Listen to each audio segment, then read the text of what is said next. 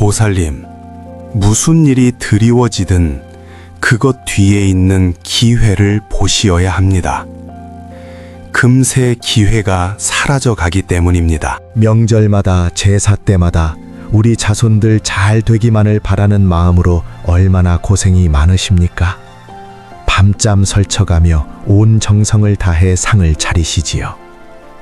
그런데 보살님, 만약 그토록 정성 들여 차린 제사상이 사실은 조상님을 위한 밥상이 아니라 오히려 조상님을 고통스럽게 내쫓는 독상이 되고 있다면 믿으시겠습니까? 조상은 나무의 뿌리이고 우리 자손들은 그 나무에 맺히는 열매와 같습니다. 그런데 그 뿌리에 독을 주면서 어찌 달고 좋은 열매가 맺히기를 바랄 수 있겠습니까? 이는 어불성설이지요. 이 모든 안타까운 일이 벌어지는 이유는 돌아가신 조상님들께서는 우리가 올린 음식 그 자체가 아니라 바로 음식의 기운을 드시기 때문입니다. 그렇다면 대체 왜 그토록 정성을 다해 올린 음식이 오히려 조상님께 독이 된다는 말일까요? 그 이유의 중심에 바로 흠향이라는 원리가 있습니다. 조상님들은 이제 육신이 없으시지요. 그래서 눈에 보이는 음식의 모양이나 양을 드시는 것이 아닙니다. 음식 속에 배어있는 맑은 기운, 그리고 보살님들의 정성 어린 마음을 받아들이십니다. 이렇게 기운과 마음으로 공양을 나누는 것을 흠향이라고 부릅니다. 그런데 우리가 이 이치를 잘 몰라서 선한 마음으로도 실수를 하게 되는 것입니다. 조상님은 살아계실 때보다 훨씬 가볍고 섬세한 기운으로 존재하십니다. 이런 분께 너무 거칠고 무거운 기운이 담긴 음식이 흠향되면 마치 몸이 약한 분께 독한 약이 들어간 것처럼 기운이 뒤틀리고 불편해질 수 있습니다. 그래서 같은 음식이라도 기운이 맞지 않으면 조상님께는 일종의 독이 되는 것이지요. 가장 많이 헷갈리시는 오해가 두 가지가 있습니다. 첫째는 고인이 살아생전 좋아하시던 음식을 올리는 것이 최고의 효도다 하는 생각입니다. 스님, 저희 아버지는 살아생전에 복숭아를 정말 좋아하셨는데요 하고 떠올리시는 보살님들 분명 계시지요. 그 마음 너무나 귀하고 아름답습니다. 이 말을 듣고 그럼 나는 그동안 잘못 모셔온 건 아닐까 하고 가슴이 철렁하실 수도 있습니다. 괜찮습니다, 보살님. 몰라서 그러셨던 정성은 죄가 아니라 이제 더 잘 모시라는 신호일 뿐입니다. 다만 한 가지는 분명히 아셔야 합니다. 사람은 돌아가시면 몸이 완전히 달라지십니다. 살아계실 때의 무거운 육신이 아니라 아주 가볍고 미세한 영혼의 기운으로 계십니다. 그래서 생전에 좋아하시던 그 음식이 지금의 조상님께는 기운이 너무 뜨겁고 무거워서 마치 얼굴 앞에 뜨거운 불덩이가 확 다가오는 것처럼 큰 고통이 될 수도 있는 것입니다. 둘째, 오해도 있습니다. 제사상은 비싸고 푸짐하게 차려야 효도다 하는 마음입니다. 조상님께서는 음식의 가격표나 가짓수를 헤아리시지 않습니다. 그보다는 흠양의 법도에 맞는지, 그 음식이 얼마나 맑은 기운을 품고 있는지를 보십니다. 대체로 너무 독하고 자극적인 것보다는 자연 그대로에 가깝고 담백한 것, 조상님께 부담을 덜 드리는 음식이 더 맞습니다. 그런데 우리가 이런 기준을 모른 채 그저 상식대로만 올리다 보면 어떤 일이 생기겠습니까? 조상님 입장에서는 흠양하려 해도 기운이 거칠어 잘 받지를 못하고 편안해야 할 제사 자리가 오히려 답답하고 괴로운 자리가 됩니다. 조상님의 기운이 이렇게 불편해지면 그 집안 전체의 기운도 조금씩 어그러집니다. 집안 공기가 자꾸 무거워지고 하는 일마다 이유 없이 막히는 느낌이 드는 것도 그 때문일 수 있습니다. 선한 마음으로 행한 작은 무지가 이렇게 우리 집안에 끊이지 않는 우환의 시작점이 되지요. 어느 날은 잘 나가던 사업이 자꾸 발이 묶이고 집안에서는 사소한 일로 말다툼이 잦아지는 식으로 드러날 수 있습니다. 정성이 아무리 크더라도 흠양의 법도에서 벗어나면 조상님께는 복이 아니라 짐이 되는 것입니다. 그래서 제가 보살님들께 꼭 정리해서 드리고 싶은 것이 있습니다. 제가 제사상 3+1 법칙이라고 이름 붙인 4가지 작은 약속입니다. 이제 그 가운데 첫 번째부터 하나씩 조용히 짚어보겠습니다. 많은 분들이 아무 생각 없이 올리시지만 실은 조상님 얼굴에 불덩이를 던지는 것처럼 괴로움을 주는 그 과일부터 먼저 바로잡아 드리겠습니다. 운명을 바꾸는 제사상 3+1 법칙. 그 첫 번째는 바로 조상님을 내쫓는 과일, 복숭아를 절대로 올리지 않는 것입니다. 정말 많은 보살님들이 좋은 과일이라 여기고 무심코 올리는 바로 그 복숭아 말입니다. 왜 하필 복숭아일까요? 예로부터 우리 조상들은 복숭아 나무를 축기목, 즉 귀신을 쫓는 기운을 가진 나무라고 불렀습니다. 특히 동쪽으로 뻗은 복숭아 나무 가지는 아주 강력한 양기를 품고 있어서 눈에 보이지 않는 사악한 기운을 물리치는 데 쓰여왔죠. 그런데 보살님, 한번 생각해 보십시오. 우리 조상님은 이미 육신을 벗으신 분, 그래서 기본적으로 음기의 존재이십니다. 음과 양은 서로 부드럽게 어울릴 때 조화가 이루어지는데 어느 한쪽 기운이 지나치게 강하면 나머지를 밀어내버립니다. 제사상에서는 조상님의 고운 음기가 편안히 머물 수 있도록 과한 양기를 세게 올려놓지 않는 것이 무엇보다 중요합니다. 그런 조상님께 이 강렬한 양기의 덩어리인 복숭아를 올리는 것은 쉬러 오신 조상님 얼굴에 뜨거운 불벼락을 내리꽂는 것과 같습니다. 먼 길 고단한 몸을 이끌고 오셨는데 대문 앞에 날카로운 가시철망을 쳐놓고 들어오지 마십시오 하고 막아 세우는 것과도 같지요. 그렇게까지 막아 놓으니 조상님도 이 집에서는 내가 편히 쉴 자리가 아니구나 하시며 발걸음을 돌리실 수밖에 없습니다. 그런 상에서 어느 조상님이 기쁘게 머무시며 음식을 흠양하시고 또 자손에게 넉넉한 복을 내려주실 수 있겠습니까? 복숭아와 더불어 반드시 피해야 할 것이 또 있습니다. 바로 키위처럼 겉에 털이 보송보송 나 있는 과일들입니다. 우리가 정성껏 지은 밥에 머리카락 한 올만 들어가도 입맛이 뚝 떨어지고 불쾌하지 않습니까? 하물며 1년에 한 번 어렵게 찾아오시는 조상님께서 드실 음식에 털이 수북하다면 어떻겠습니까? 영적으로도 과일의 털은 막힘과 탁함을 상징합니다. 그런 과일을 올려드리는 것은 마치 조상님의 목을 꽉 막아버리는 것과 같습니다. 조상님의 목이 막힌다는 것은 그분의 숨과 기운이 고르게 흐르지 못한다는 뜻이지요. 조상님의 숨결이 편안해야 그 기운이 자손에게도 부드럽게 흘러가는데 우리가 그 목을 털로 틀어막아 버리면 자손 쪽으로 흘러갈 길도 함께 막히게 됩니다. 그래서 이는 곧 우리 자손들의 앞길을 막는 것과 다르지 않습니다. 자식의 출세길, 남편의 사업길, 취업을 준비하는 손주의 합격길에 보이지 않는 바리케이드를 하나씩 세워놓는 것과 같습니다. 그 길이 어찌 시원하게 뚫리겠습니까? 그러니 보살님, 제사상에 올리는 과일은 이렇게만 기억하시면 됩니다. 복숭아, 키위, 그 밖에 털이 보송보송 난 과일은 절대 X. 껍질이 매끈하고 깨끗한 과일은 O. 정리하자면 제사상에는 복숭아와 키위 같은 털 있는 과일 대신 껍질이 매끈하고 둥근 배, 탐스러운 사과, 달콤한 곶감처럼 조상님께서 편안하게 드실 수 있는 과일을 올리십시오. 그렇게만 바꾸셔도 조상님께는 기쁨이 되고 우리 자손에게는 복을 여는 상으로 바뀝니다. 자, 이제 제사상에서 무엇부터 바로잡아야 할지 감이 조금 오시지요. 그런데 보살님, 과일만 바로잡았다고 해서 모든 것이 다 해결되는 것은 아닙니다. 어쩌면 우리가 생각지도 못했던 부엌에서 매일같이 쓰는 아주 흔한 양념 하나가 우리 집안의 재물운을 남몰래 조금씩 태워버리고 있을지도 모릅니다. 두 번째 금기 음식은 바로 이 재물복과 아주 깊은 관련이 있습니다.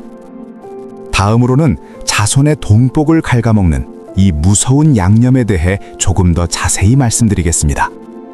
그 재물복을 태워버리는 무서운 양념은 바로 우리가 너무나도 흔하게 쓰는 마늘, 파, 그리고 고춧가루입니다. 붉은 팥 또한 마찬가지입니다. 이것이 바로 운명을 바꾸는 제사상 3+1 법칙의 두 번째 원칙, 강한 향신료와 붉은 기운을 피하라입니다. 왜일까요? 조상님들은 음의 기운을 가지고 이 세상에 오시는데 마늘, 파, 고춧가루 같은 것들은 그와 정반대인 극양, 즉 양기가 극에 달한 음식들입니다. 세 가지 모두 톡 써는 매운 향과 화끈한 기운이 확 치솟지요. 보살님도 경험해 보셨을 겁니다. 마늘을 너무 많이 다지거나 파를 볶을 때 눈이 시고 코가 매워서 잠깐만 맡아도 고개를 돌리게 되지요. 조상님께 이 기운은 우리에게 느껴지는 것보다 훨씬 더 강하게 다가옵니다. 맴새가 너무 독해서 방 안에 오래 머물기 힘든 것처럼 조상님도 편안히 머무르지 못하고 멀어지실 수밖에 없습니다. 이런 마늘과 붉은 팥의 성질은 옛 이야기와 풍습 속에서도 같은 모습으로 드러납니다. 단군 신화에서 곰이 쑥과 마늘을 먹고 사람이 된 이야기는 마늘이 짐승의 기운, 즉 혼탁한 기운을 몰아내는 강한 힘을 가졌다는 뜻이지요. 저 멀리 서양에서도 드라큘라를 마늘로 쫓아내지 않습니까? 우리 조상님들은 동짓날 붉은 팥죽을 쑤어서 집안 밖에 뿌려 사악한 기운의 침입을 막았습니다. 그래서 마늘과 붉은 팥은 동서고금을 막론하고 언제나 같은 역할을 해왔습니다. 귀신을 쫓아내는 강한 도구, 퇴마의 상징이었던 겁니다. 그런데 이런 것을 제사상에 올린다는 것은 조상님을 잡기 취급하며 제발 오지 마십시오 하고 문전박대하는 것과 똑같은 행위입니다. 정성껏 차린 밥상을 드시러 오셨는데 대문 앞에서 연기를 자욱하게 피워놓는 것과 무엇이 다르겠습니까? 이 말씀을 드리면 어떤 보살님들은 스님, 그래도 음식은 맛이 있어야 조상님도 잘 드시지 않겠어요? 하고 물으십니다. 그 마음은 참 귀하지만 이것은 큰 오해입니다. 제사 음식은 살아있는 사람의 입맛을 위한 것이 아닙니다. 조상님을 위한 법도에 따라야 합니다. 조상님은 짠맛, 단맛을 느끼시는 것이 아니라 음식에 담긴 맑은 기운과 보살님의 정성을 흠양하시는 겁니다. 그렇기에 제사 음식은 심심하고 밍밍하게 오직 소금과 간장 그리고 참기름 이 세 가지로만 최소한의 간을 하는 것이 진짜 정성입니다. 만약 이 원칙을 어기고 맵고 자극적인 음식을 올리면 그 강한 화기가 집안에 가득 차게 됩니다. 제사상은 그 집안의 기운이 모이고 흩어지는 중심자리입니다. 상 위에 올린 음식의 기운이 곧 그 집의 분위기와 복의 방향을 대표하지요. 불은 모든 것을 태우지 않습니까? 그 화기가 먼저 집안의 재물운을 태워버리고 나아가 가족들 사이에 이유 없는 다툼과 불화를 불러오는 씨앗이 될 수 있습니다. 자, 이제 두 번째 원칙까지 알게 되셨으니 재물운이 새어나갈 구멍 하나를 더 막으신 겁니다. 하지만 아직 안심하기엔 이릅니다. 세 번째 원칙은 우리 자손들의 사회적 성공, 즉 직급과 연봉에 직접적인 영향을 미치는 아주 중요한 금기입니다. 혹시 알고 계셨습니까? 부잣집 제사상에는 결코 특정 생선이 올라오지 않는다는 사실을 말입니다. 그 생선 한 마리가 우리 아들, 딸의 앞길을 막고 연봉을 깎아먹을 수도 있습니다. 다음으로는 바로 그 자손의 출세길을 여는 생선의 비밀에 대해 말씀드리겠습니다. 운명을 바꾸는 제사상 3+1 법칙, 그 세 번째입니다. 보살님, 이것은 우리 자식들의 밥그릇, 사회에 나가서 받는 대우와 직결되는 아주 현실적인 문제입니다. 제사상에 올라가는 생선 한 마리가 자손의 직급을 결정하고 연봉을 결정한다는 말, 결코 과장만은 아닙니다. 왜 이렇게까지 말해왔느냐 하면 그 한 마리가 이 집안이 조상님을 어떤 격으로 모시는지 또 자식들의 앞날을 얼마나 귀하게 여기는지를 상징적으로 보여주기 때문입니다. 조상을 높이고 정성껏 모시는 집일수록 자손도 세상에서 그만큼 대접을 받는 법이죠. 시장에 나가보시면 생선 종류가 얼마나 많습니까? 그동안은 그냥 싱싱하면 되지 하고 골라오시느라 이런 이름과 의미까지 신경 쓰시기 어려우셨을 거예요. 괜찮습니다. 지금까지 모르고 올리셨더라도 이제부터 천천히 바로잡으시면 됩니다. 조상님께서는 오히려 지금이라도 마음을 다해 고치려는 그 정성을 더 기특하게 여기십니다. 우선 이름 끝이 치자로 끝나는 생선은 제사상에는 절대 올리지 않는 것이 좋습니다. 꽁치, 갈치, 삼치 같은 것들입니다. 예로부터 어른들은 이런 치자 붙은 생선을 하급 어종으로 여겨왔습니다. 귀한 어른상에는 상급 생선을 올려야 한다 하시며 상머슴 밥상에나 오를 것 같은 생선이라고 낮춰 부르기도 했지요. 귀한 조상님께 정성을 다해 올려도 모자랄 판에 일부러 하찮게 여겨지는 생선을 올리는 것은 마음 자세부터가 어긋난 것입니다. 조상님 앞에서 상의 격을 낮추면 자손이 세상에서 받는 대접의 격도 함께 낮아진다고 보셔야 합니다. 조상님을 업신여기는 그 마음의 기운은 그대로 자손에게 되돌아옵니다. 그러면 우리 아이들이 사회에서 제대로 된 대접을 받지 못하고 사람들 눈에 격이 떨어져 보이게 됩니다. 두 번째로 반드시 피해야 할 것은 비늘이 없는 생선입니다. 흔히 몸보신에 좋다고 알려진 장어나 메기 같은 것들이지요. 이런 생선들은 몸이 아주 미끄럽습니다. 옛 어른들은 말이 씨가 된다고 하셨습니다. 상 위에 올리는 음식의 모양과 이름도 마찬가지라고 보셨지요. 그래서 미끄러운 것을 상에 올리면 아이들 앞길도 미끄러진다며 제사상에는 특히 꺼리셨습니다. 그 미끄러운 성질이 상징적으로 옛 어른들은 말이 씨가 된다고 하셨습니다. 상 위에 올리는 음식의 모양과 이름도 마찬가지라고 보셨지요. 그래서 미끄러운 것을 상에 올리면 아이들 앞길도 미끄러진다며 제사상에는 특히 꺼리셨습니다. 그 미끄러운 성질이 상징적으로 우리 자손들의 우운에 스며듭니다. 귀한 자식들이 중요한 시험에서 미끄러지고 좋은 승진 기회를 눈앞에서 미끄러져 놓치게 되는 부정적인 기운을 부르는 것입니다. 손에 꼭 쥐어야 할 재물은 또한 미꾸라지처럼 술술 빠져나가게 만들지요. 그래서 지금부터라도 이런 비늘 없는 미끄러운 생선들은 제사상에서는 살짝 내려두시고 우리 자식들 발걸음은 단단히 붙잡아 주십시오 하고 기도해 보십시오. 보살님의 그 마음가짐이 아이들의 앞길을 더 든든하게 붙들어 줍니다. 게다가 그 길고 미끄러운 형상이 마치 뱀을 닮았습니다. 그래서 영적으로 음습하고 부정적인 기운을 집안으로 끌어들일 수 있으니 각별히 주의하셔야 합니다. 그렇다면 어떤 생선을 올려야 우리 자손들의 출세길이 열리겠습니까? 스님이 여러 집안 제사상과 차례상을 지켜보면 형편이 넉넉하고 대대로 흐름이 좋은 집안일수록 상에 올리는 생선의 격을 참 세심하게 따집니다. 치자 붙은 생선은 평소 반찬으로는 먹어도 제사상에는 굳이 올리지 않으시지요. 옛 어른들도 부모님 상엔 으뜸 가는 생선을 올려라 하며 이름과 의미를 살펴 고르셨습니다. 제사상에는 이름부터 좋은 기운을 가득 담은 생선을 올려야 합니다. 물고기 중에서 으뜸이라는 뜻을 가진 조기, 백성의 물고기라 불리며 귀하게 여겨진 민어, 모든 물고기의 왕이라는 뜻의 도미 같은 생선들이 바로 그것입니다. 이렇게 귀한 뜻을 품은 생선을 정성껏 올리면 조상님께서 그 격을 기쁘게 받으시고 그 복을 우리 자손들에게 돌려주십니다. 정리하면 이름 끝이 치로 끝나는 생선과 비늘 없는 미끄러운 생선은 제사상에서는 모두 피하시고 조기, 민어, 도미처럼 이름과 격이 좋은 생선을 골라 올리시면 됩니다. 이것이 우리 자식들의 밥그릇과 사회에서의 대접을 밝게 여는 세 번째 생선 법칙입니다. 자, 이제 복을 막는 과일, 재물을 태우는 양념, 그리고 자손의 앞길을 결정하는 생선까지 제사상에 올릴 음식에 대한 세 가지 중요한 법칙을 모두 배우셨습니다.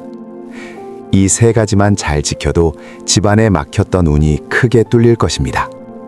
하지만 보살님, 만약 이 모든 것을 정성껏 지키셨다 해도 마지막 한 가지를 놓치신다면 어떻게 될까요? 지금까지 드린 모든 귀한 정성이 한순간에 물거품이 되는 것을 넘어 오히려 집안에 화를 부를 수도 있습니다. 음식보다 더 중요한 마지막 한 가지. 3+1 법칙의 그 마지막 +1은 과연 무엇일까요? 지금까지의 모든 노력을 완성시키는 가장 중요한 비밀이 이제 곧 밝혀집니다. 자, 드디어 3+1 법칙의 마지막, 그 플러스 1에 대해 말씀드릴 시간입니다. 지금까지의 모든 정성을 완성시키는 가장 중요한 비밀이자 자칫 잘못하면 모든 것을 물거품으로 만드는 가장 무서운 금기이기도 합니다. 그것은 음식에 관한 것이 아닙니다. 바로 다투는 마음입니다. 보살님, 혹시 이런 경험 없으십니까? 명절이나 제사 때만 되면 괜히 마음이 날카로워집니다. 음식 준비하느라 몸은 힘든데 남편은 옆에서 쳐다만 보는 것 같아 서운하고 형제들끼리는 비용 문제로 얼굴 붉히게 되고요. 누가 더 고생했나 서로 알아주기만 바라는 마음들, 바로 그 마음입니다. 우리가 불평하고 다투고 원망하는 그 순간의 말입니다. 우리 입과 마음에서는 눈에 보이지 않는 도끼가 뿜어져 나옵니다.